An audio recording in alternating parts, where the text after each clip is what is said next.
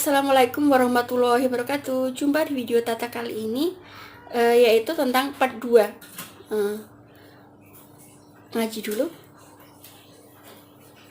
Al-Hafiz Abu Ya'la Al-Ma'usuli mengatakan, telah menceritakan kepada kami Muhammad ibnu Bahr, telah menceritakan kepada kami Adi ibnu Abu Imarah, telah menceritakan kepada kami Zizat An-Numairi dari Anas ibnu Malik yang mengatakan bahwa Rasulullah Shallallahu Alaihi Wasallam telah bersabda, Inna syaitana wa zi'unu khatamahu ala qalbi bani adama fa'in zakarallahu khannasa wa in nasiya ila taqama qalbahu fadzalikal waswasul khannas.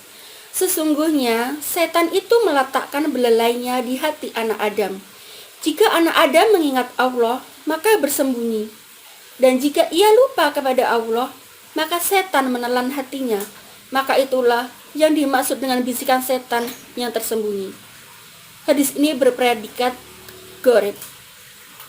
Imam Ahmad mengatakan telah menceritakan kepada kami Muhammad ibnu Ja'far, telah menceritakan kepada kami Syu'bah dari Asim, bahwa ia pernah mendengar Abu Tamimah yang menceritakan hadis berikut dari orang yang pernah dibonceng oleh Nabi Shallallahu Alaihi Wasallam.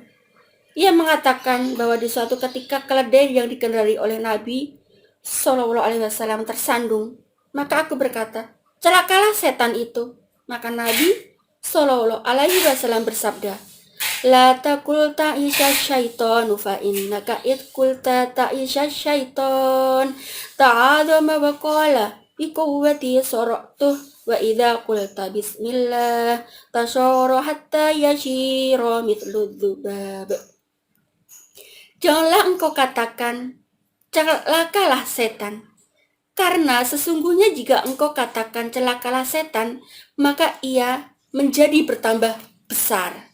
Jadi kalau kita mengatakan celakalah setan, maka misalnya menggerutu gitu, maka setan akan tambah besar. Lalu mengatakan dengan kita tuh lebih baik mengatakan dengan kekuatanku aku kalahkan dia. Tapi jika engkau katakan bismillah, maka mengecillah dia hingga menjadi sekecil lalat. Setan kalau kita bacakan dengan bacaan bismillah, maka nggak akan bisa mengganggu, akan mengecil dan nggak akan mengganggu kita. Maka sebelum melakukan sesuatu, meminum, makan, maupun mengerjakan sesuatu, baca bismillah.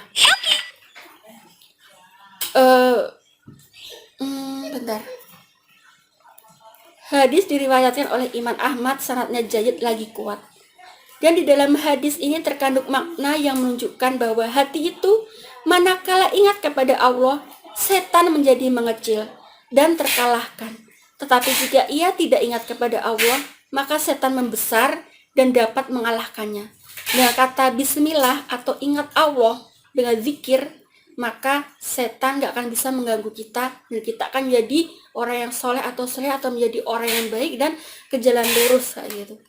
Lurus itu apa? Yaitu al-Islam, mengenal Allah lebih dekat tanpa diganggu oleh siapapun, termasuk setan yang mengalir di dalam tubuh kita kayak gitu. Jadi dengan bismillah atau ingat Allah selalu, maka nggak akan ada gangguan dari setan atau korin atau jin pendamping kita. Kemudian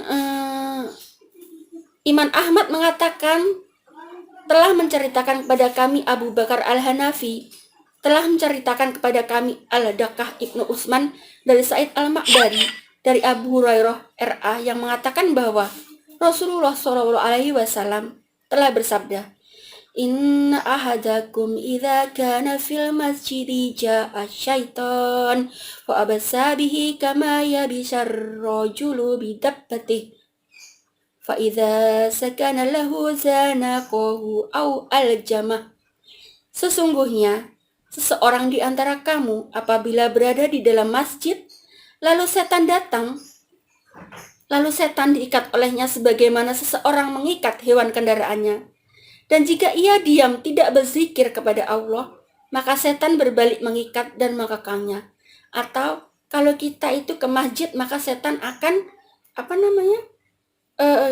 diikat oleh seseorang sebagaimana seseorang mengikat hewan kendaraannya, diikat oleh Allah gitu, seperti kita mengikat kendaraan. Tapi kalau kita tidak ingat Allah atau nggak ke masjid atau misal nggak berzikir itu, maka setan akan mengganggu kita, yaitu jin korin. Abu Hurairah RA mengatakan bahwa kalian dapat menyaksikan hal tersebut. Adapun yang dimaksud dengan maknut yakni orang yang diikat pada lehernya, maka engkau lihat dia condong seperti ini, tidak berzikir kepada Allah. Adapun orang yang dikekang, maka ia kelihatannya membuka mulutnya dan tidak mengingat Allah. Hadis ini diriwayatkan oleh Imam Ahmad secara munfarid. Sa'id Ibnu Jubair telah meriwayatkan dari Ibnu Abbas sehubungan dengan makna firman-Nya. Al-waswasil khannas, setan yang biasa bersembunyi, yaitu Anas ayat 4. Bahwa setan itu bercokol di hati anak Adam. Maka apabila ia lupa dan lalai kepada Allah, setan menggodanya. Dan apabila ia ingat kepada Allah, maka setan itu bersembunyi. Hal yang sama telah dikatakan oleh Mujahid dan Qatadah. Al-Mu'tamir Ibnu Sulaiman telah meriwayatkan dari ayahnya bahwa pernah diceritakan kepadanya, sesungguhnya setan yang banyak menggoda itu selalu meniup hati anak Adam manakala ia sedang bersedih hati dan juga manakala sedang senang hati. Tetapi apabila ia sedang ingat kepada Allah, maka setan bersembunyi ketakutan. Al-Aufi telah meriwayatkan dari Ibnu Abbas sehubungan dengan makna firman-Nya al-waswas, bahwa makna yang dimaksud ialah setan yang membisikkan godaannya. Apabila yang digoda adalah taat kepada Allah, maka setan bersembunyi. Jadi kalau misal setan itu menggoda anak Adam atau manusia yang taat sama Allah, maka nggak akan bisa mental cara seperti apa ya, bagaikan setan itu akan bersembunyi karena kita ingat Allah, maka setan nggak berani menggoda gitu. Kemudian Anas ayat 5, alladzi yuwaswisu fi sudurin nas, yang membisikkan kejahatan ke dalam dada manusia. Apakah makna ayat ini khusus menyangkut Bani Adam saja sebagaimana yang ditunjukkan oleh makna lahiriah ayat, ataukah lebih menyeluruh dari itu menyangkut Bani Adam atau jin? Ada pendapat mengenainya yang berarti makhluk jin pun termasuk ke dalam pengertian lafaz anas secara prioritas. Jadi jin yang baik itu juga termasuk. Ibnu Jarir mengatakan bahwa ada kalanya digunakan lafaz rijalul minal jin, laki-laki dari kalangan jin ditujukan terhadap mereka. Maka tidaklah heran bila mereka jin dikatakan dengan istilah anas. Firman Allah Subhanahu wa taala, minal jinnati wan nas, dari golongan jin dan manusia. Oke. Ini part 2 ya, nanti part 3. Wassalamualaikum warahmatullahi wabarakatuh.